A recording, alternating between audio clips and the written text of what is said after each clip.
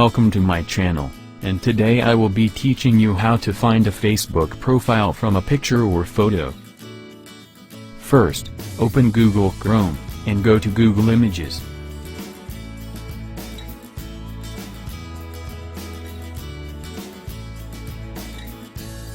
Click on the Search by Image button.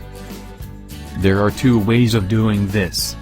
You can either paste an image URL, or upload an image from your computer.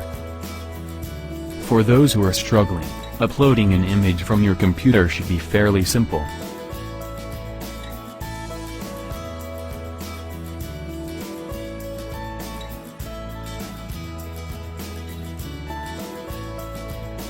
You'll see a list of all results for the image you uploaded.